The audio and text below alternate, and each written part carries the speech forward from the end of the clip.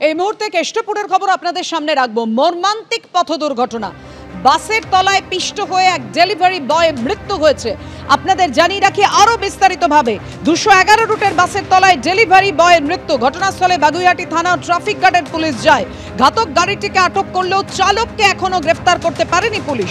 12:30 নাগাদ বাগুইআটির দিক থেকে কেষ্টপুরের দিকে যাচ্ছিল বাসটি। কেষ্টপুরের মোড়ে ডেলিভারি বয়কে ধাক্কা মারে ওই বাসটি। হাসপাতালে নিয়ে গেলে মৃত্যু হয় মেদিনীপুরের বাসিন্দা অমিত মান্নার।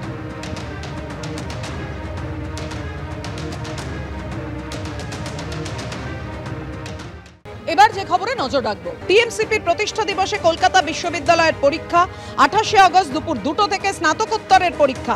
এই পরীক্ষা সূচি নিয়ে আপত্তি জানিয়েছে তৃণমূল ছাত্র পরিষদ। দিল্লির ইশারায় চলা রাজনৈতিক অপকৌশল। পরীক্ষা সূচি নিয়ে বিশ্ববিদ্যালয় কর্তৃপক্ষকে বেনজির আক্রমণ টিএমসিপির রাজ্য সভাপতি। পরীক্ষা দিতে হবে, এটা গণতান্ত্রিক অধিকার, এটা গণতান্ত্রিক অধিকারে হস্তক্ষেপ নয়। দল দেখতে গেলে তো সব দল রেখে পরীক্ষা করাতে হবে, দলের অনুষ্ঠানকে বিচার করে পরীক্ষা ফেলতে হবে, এটাই তো অগণতান্ত্রিক।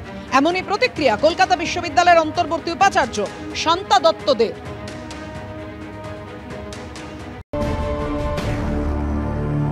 একেবারেই বাজে অভিযোগ। তার কারণ হচ্ছে কলকাতা বিশ্ববিদ্যালয় কোনো সরকারি ছুটির দিনে পরীক্ষা রাখেনি বা রাখে না।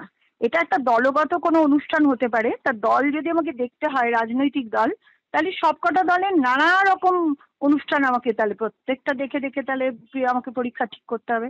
পরীক্ষা ঠিক করে পিজি বোর্ড অফ স্টাডিজ, এবং তারা সরকারি ছুটির দিনগুলোকে একেবারে মার্কিং করা থাকে। আমাদের ক্যালেন্ডার আছে, একাডেমিক ক্যালেন্ডার রয়েছে, মার্ক করা আছে, এই দিনগুলোতে পরীক্ষা হবে না।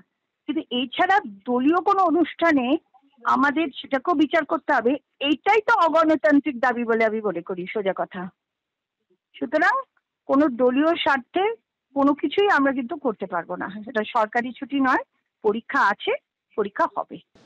28শে আগস্ট দুপুর 2টো থেকে স্নাতকোত্তরের পরীক্ষা। এখানেই টিএমসিপি আপত্তি জানিয়েছে যে কেন এভাবে পরীক্ষা সূচি তৈরি করা হলো। এটা একেবারে দিল্লির ইশারায় চলা অপকৌশল। এই অপকৌশল রাজনৈতিক, এমনটাই বলছেন তৃণমূল ছাত্র পরিষদের সভাপতি তৃণাঙ্কুর ভট্টাচার্য।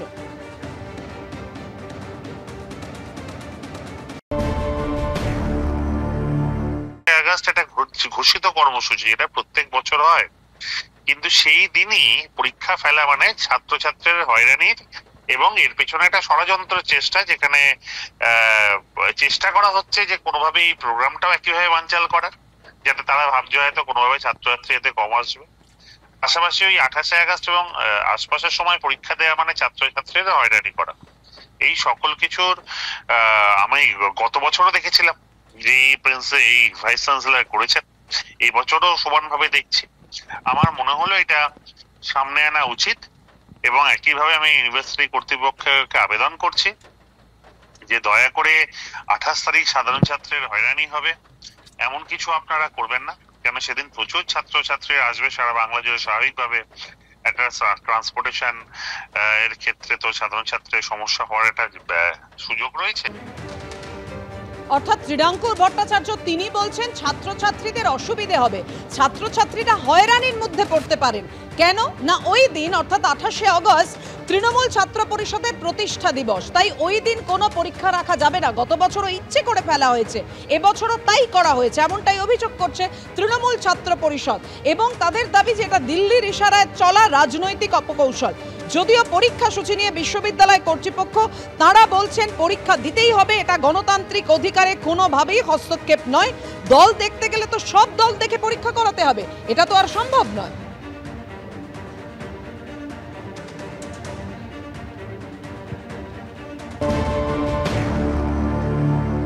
ভাবটা এমন যেন টিএমসিপির বাপের সম্পত্তি কলেজ ক্যাম্পাসগুলো, ইউনিভার্সিটি ক্যাম্পাসগুলো। ওদের রাজ্যের নেতা যেন ঠিক করে দেবে কবে পরীক্ষা হবে, কবে পরীক্ষা হবে না, কে পাশ করবে, কে ফেল করবে, কে কলেজে ভর্তি হবে, কে কলেজে ভর্তি হবে না। এই যে মাতব্বরিটা, এই যে দাদাগিরিটা, এই দাদাগিরিটা পশ্চিমবাংলার সমস্ত কলেজ, বিশ্ববিদ্যালয় ক্যাম্পাসে এবং স্কুল ক্যাম্পাসে পরিচালন সমিতির দ্বারা, গভর্নিং বডির দ্বারা কলেজগুলোতে, বিশ্ববিদ্যালয়গুলোতে এই দাদাগিরির মডেলটা তৈরি করেছে। সেই দাদাগিরিরই বহিঃপ্রকাশ কলকাতা বিশ্ববিদ্যালয়ের 28শে আগস্টের পরীক্ষা বানচাল করবার যে শুরু করলো যে প্রক্রিয়াটা ফেসবুক পোস্ট ইত্যাদি ইত্যাদি এসবের মাধ্যমে, এই দাদাগিরিরই বহিঃপ্রকাশ। জোর আপত্তি টিএমসিপির যে তাদের প্রতিষ্ঠা দিবসে কোনোভাবেই পরীক্ষা রাখা যাবে না, পরীক্ষার সূচি নিয়ে ঘোরতর আপত্তি জানিয়েছে তারা। প্রাক্তন কেন্দ্রীয় শিক্ষা প্রতিমন্ত্রী সুভাষ সরকার কি জানিয়েছেন দেখুন।